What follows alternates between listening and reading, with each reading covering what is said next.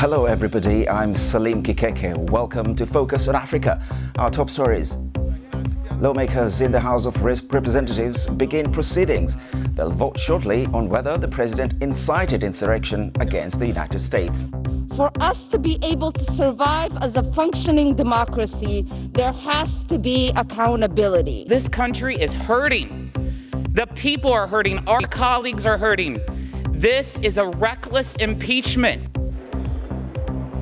I'm Lebu Diseko live on Capitol Hill with the very latest, including why it matters that Donald Trump could be impeached with just days left on his presidential term.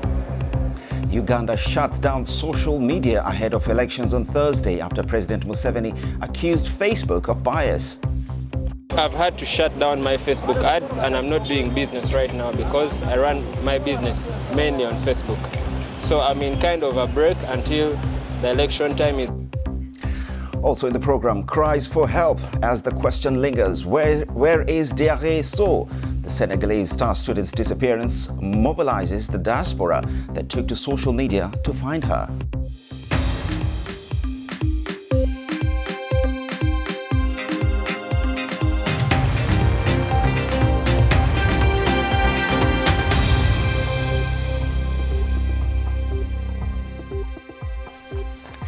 Thank you for joining us on Focus on Africa from BBC World News.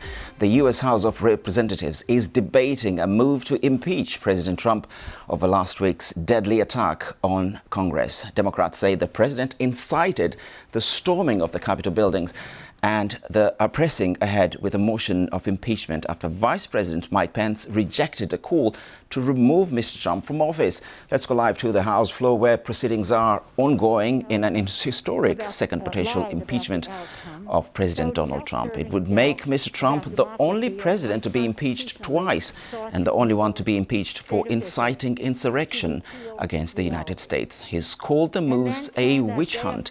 Meanwhile, there have already been some impassioned statements. Lawmakers, of course, were in Capitol building last week when it was stormed, many who feared for their lives. The Somali-born Democratic Congresswoman Ilhan Omar pushes for Donald Trump to be removed, while Republicans talk about double standards. Americans are tired of the double standard. They are so tired of it. Democrats object to more states in 2017 than Republicans did last week, but somehow we're wrong. Democrats can raise bail for rioters and looters this summer, but somehow when Republicans condemn all the violence this summer, the violence last week, somehow we're wrong. The president not only incited an insurrection against our government, but has in word and deed led a rebellion.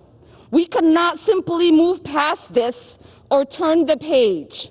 For us to be able to survive as a functioning democracy, there has to be accountability.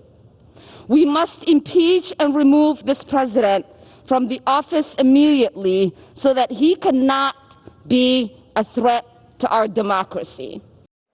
Congresswoman Ilhan Omar there speaking. Let's go live to Washington. Lebu Diseko has been following events. Good to see you, Lebs. Lots happening today. Bring us to speed. Where are we at this moment? Well, the members of the House of Representatives have just started the debate that will lead to the vote on the one article of impeachment, whether Donald Trump incited the violence that we saw a week ago today right here on Capitol Hill. So we're not quite sure of how things will pan out in terms of timing. I expect, though, that maybe sometime around late afternoon, early evening, that vote is likely to take place. If it actually eventually moves to the Senate, Democrats don't have the majority. What are the chances of getting enough Republicans to support this impeachment?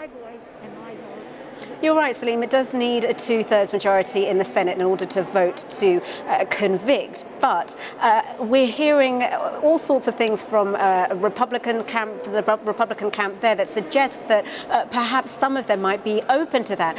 In fact, the leader of the Republicans in the Senate, Mitch McConnell, making it known to the New York Times that he is open to voting for impeachment, voting to convict, and also that this might be a way to really get rid of Donald Trump once and for all. It might sort of solve a problem for many Republicans. We do have to see how things play out, but just the fact that Mitch McConnell took a call from the President-elect Joe Biden on Monday, I think it was, talking about how exactly they might work things out so that a Senate trial might be able to happen at the same time as Joe Biden was getting his cabinet confirmed is quite significant. Donald Trump yesterday suggested that he did nothing wrong as far as last week's events are concerned. How did that go down? Well, he also called it a witch hunt. It's the kind of language that we have grown used to hearing from Donald Trump. But what I think you should pay attention to is that we're not hearing that kind of language from members of his own party. They're talking about unity, and they're also talking about the process, saying that the process for this impeachment isn't the correct one. Some of them also mentioning that, this is rushed and there's only a few days left on his presidency. But we're used to hearing his party very much fall in line. When you think about the last time that there was a vote on impeachment, Republicans really stood behind him and used the same language as he did, calling it a witch hunt. We're not seeing that this time. Lebudi Seko, as always, many thanks. Uganda's President Yoweri Museveni has accused social media giant Facebook of bias as he confirmed ordering the shutdown of social media and messaging apps ahead of Thursday's election. The order to close down the apps was issued by media industry regulator, the Uganda Communications Commission. The action followed the blocking of a number of social media accounts associated with the ruling party last week. How has this impacted users? The BBC's Patience Atuhaire reports from Kampala. Social media has been going off app by app since Tuesday. Ugandans have been expressing their frustration at being unable to reach friends and relatives or conduct business.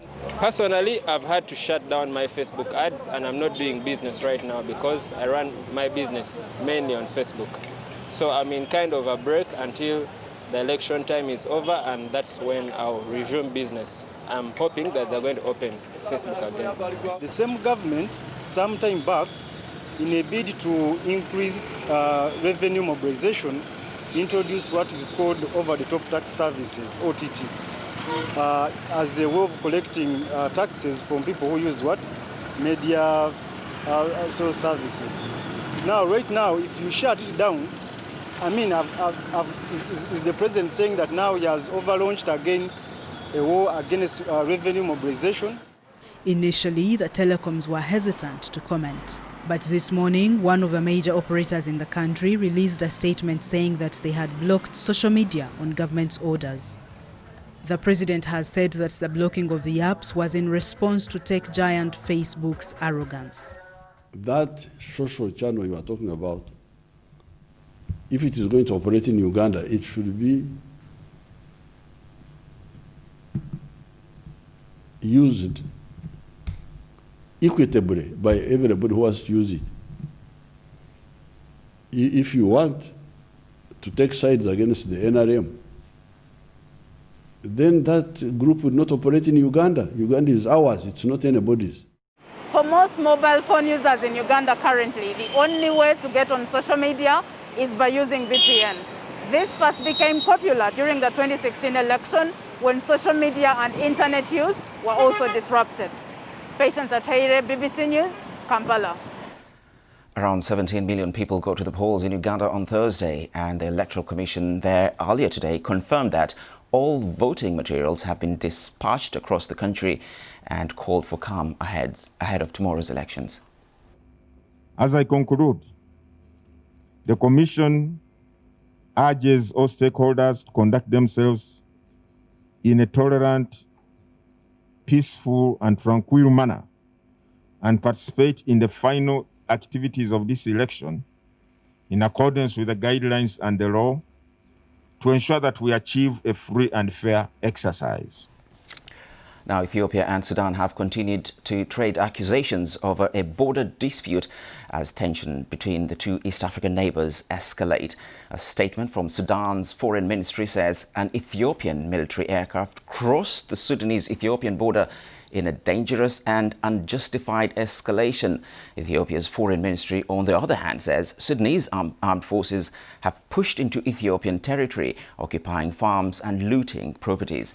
Tensions have been running high between Khartoum and Addis Ababa as the border dispute comes at a sensitive time between the two countries, who, along with Egypt, have recently hit another impasse in talks over the massive Grand Ethiopian Renaissance Dam on the Blue Nile River. Let's bring in Emmanuel Igunza, who is standing by in Nairobi. Emmanuel, this border dispute has been going on for quite a while now. Why? Well, this dispute has been going on for many decades, but it's only until late last year that it quickly escalated, owing much to the conflict that has been going on in the north of Ethiopia. Some of those territories, the dispute within those territories, the border areas between Ethiopia and Sudan have been going on for quite some time. But we've seen these skirmishes ongoing for quite a long time now. But in the last few months, we've seen these two countries trading accusations that incursions have been occurring across this 750-kilometer border, particularly in the Al-Fashka area. And this is an area, it's a farming area. Many of the people who've been there have been living for many decades. But now we've seen more and more the Ethiopian troops have been battling the Sudanese troops. And this has caused a massive displacement of people who've been living in that area for quite a long time. Yeah. We understand that hundreds of people have been killed during these months of skirmishes between the forces, and there is a real concern that if this dispute is not resolved right now, it will escalate to even further displacement and killings of more people. Lots of Eritrean and Ethiopian refugees are scattered around the border there. How are they affected with this situation? This is the complexity of the issues now with the Ethiopian conflict. We see that it's not only dealing with the border dispute with the Sudanese, but it's also dealing with thousands of people. Around 56 or 60,000 people have moved from the Tigray region in Ethiopia to Sudan, and there are concerns that the people who are not only in Sudan are facing a humanitarian crisis with no food, no water, but also those who are trapped inside Ethiopia itself. They cannot be able to move. We've had reports of Eritrean refugees who are in these border areas have not been able to move. They have been attacked. And so the humanitarian agencies are calling for urgent assistance to go to these people. Many thanks, Igunza. We're going to have to leave it there for now. Thank you so much. This is Focus on Africa from BBC World News with me, Salim Kikeke. Still to come, Egypt makes history as the country hosts the first handball world championship with 32 teams. And among them, many African nations. We'll have more details on that. Welcome back. I'm Salim Kikeke. The top stories this hour. Lawmakers in the House of Representatives begin proceedings. They'll vote in a few hours on whether the president incited insurrection against the United States. Uganda shuts down social media ahead of elections on Thursday after President Museveni accused Facebook of bias. The United Nations World Food Programme is warning of a looming humanitarian crisis in southern Madagascar caused by 3 consecutive years of drought and a recession triggered by the coronavirus pandemic. The WFP says more than 1.3 million people are expected to suffer from food insecurity. Richard Hamilton reports. These children have not eaten for several days. They're severely malnourished. The World Food Programme says the droughts will leave a third of the population in southern Madagascar struggling to put food on the table. It says families are having to eat tamarind fruit mixed with clay to survive. This woman, Ikemba, lives with her 5 children and 7 grandchildren. She digs in the sand for cactus leaves and walks tens of kilometers to beg in a neighboring village. We still have some of these leaves. When I can't go begging in the neighbouring village, we have to dig under this sand without being sure to find anything. Yesterday and today I couldn't go because I feel very weak. When we don't find anything under the sand, we drink seawater. It's bad for our health, but we have no choice because otherwise we'd have nothing in our tummy. The WFP is appealing for $35 million in funding. This includes emergency food supplies for 150,000 children so that they can stay in school. An assessment by the WFP in one district found 3 out of 4 children were absent from the classroom, so they can go out and help their parents forage for food. Richard Hamilton, BBC News. A BBC investigation can reveal that in the first half of last year, more people were killed by police in the Brazilian state of Rio de Janeiro alone in the whole of than the whole of the US, and 75% of them were black. The cases have prompted growing protests, as BBC Brazil's Ligia Guimarães reports from Rio, warning that this report contains violent images that you may find upsetting. A call for justice. Another son killed. Another family consumed by grief. Police violence here is often horrific to watch. No one died during these incidents, but despite the brutality being so frequent, rarely does it ever make the headlines. Traveling across Rio de Janeiro, I went to meet a family whose teenage son had recently been killed by a police officer. João was a very homely child. He always stayed inside. Wherever he went, he was always with his parents. His routine was school, home, church. João Pedro was just 14 when he was killed in a police raid. The police arrived at the barbecue area, where in front of them all the teenagers said there are only children in the house. That's when they threw a grenade and the teenagers got scared. But as they ran, the police started shooting. As João turned to run, he was shot in the back. They knew there were only teenagers in the house. Rafaela's tragic account matches police reports from the crime scene. Entering this house is like witnessing a horror scene. Lots of blood stains still from João Pedro, they are still on the floor. You have these huge holes in the wall from the guns that the police shot more than 80 times. 8 months on, no one has been arrested. The authorities say João's case is still under investigation. Speaking to Rio Formo's chief of police, he does not condone the killings. But with one of the highest crime rates in the world, he says it's important to understand being a police officer in Brazil is extremely dangerous. E como isso afeta o trabalho da polícia? Olha, a abordagem de uma forma geral, né, quando The general assumption is that when a policeman approaches these areas, he does not know what he will come across. But it's very likely that someone will be armed. This generates tension and fear, and when this manifests in a policeman, he's much more likely to react poorly to a situation. But the numbers were clear. In 2020, if you were black, you were 5 times more likely to be killed by the police than if you were white. Ligia Guimarães, BBC News, Brazil. An investigation has been launched in France after the disappearance of a talented Senegalese student who was studying at a prestigious Paris school. Diarisso, described as the best student in Senegal, won several national academic prizes and published her first novel last year. Nicolas Negossi reports. There is growing concern in France and Senegal over the disappearance of Diarisso, a 20-year-old Senegalese student who has been missing for 9 days. The consulate for Senegal in Paris reported Diarisso missing on January 7th, and police opened a troubling disappearance inquiry. We're not going to go into details in terms of the investigation with you, but we trust the way in which the police is dealing with the investigation.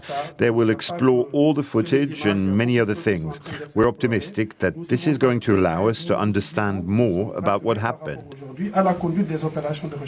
Diarisso didn't show up at the Lycée Louis-le-Grand after the Christmas break, where she was studying for the past year and a half after winning a scholarship of excellence. Tierno Laifal, president of the Federation of Senegalese Students and Trainees in France, is counting on the authorities to find her. L'affaire commence à inquiéter tout le monde. Her family is very, very worried. It is obvious that it is very sad for a mother to learn of the disappearance of her daughter. So yes, it is very worrying, not only for her family, but also for everyone, the whole Senegalese community. Donc c'est tout un tas de choses en fait qui inquiètent toute une communauté.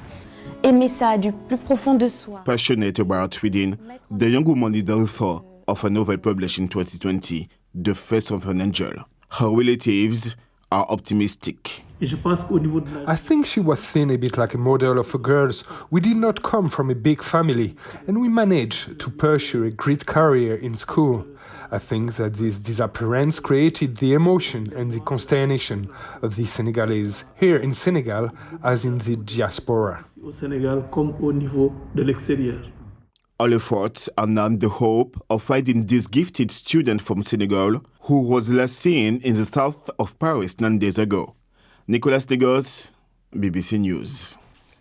In sport, the 27th Men's Handball World Championship has kicked off in Cairo this Wednesday. The host nation is currently taking on Chile in the competition's opening match. On top of Egypt, several African teams are in contention. What are their chances? Here's the BBC's Marwa Helmi from Cairo. This is the first tournament in the history with 32 teams from Africa. There is Egypt, Algeria, Tunisia, Morocco, Congo, Angola, and Cape Verde. Maybe Egypt and Tunisia has more chances to go far in this tournament. Egypt was the first non-European team to reach semi-final in this tournament in 2001, and they came in fourth place. Tunisia was 4 years after Egypt became the second non-European team to reach semi-final of this tournament. So we expect more from these two teams. There is a strict measures to avoid any outbreak in the competition in the tournament.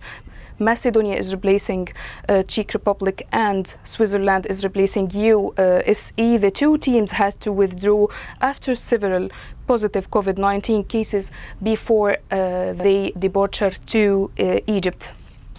That's the BBC's Marwa Helmi from Cairo. And before we go, let's have a look at our top story.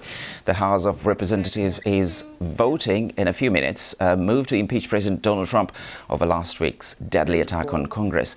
Democrats say the president incited the storming of the Capitol buildings and are pressing ahead with a motion of impeachment. Nancy Pelosi, the US House Speaker, just said moments ago that President Trump is, and I quote, a clear and present danger. He must be impeached and convicted by the Senate. The second impeachment would make Mr. Trump the only president to be impeached twice and the only one to be impeached for inciting insurrection against the United States.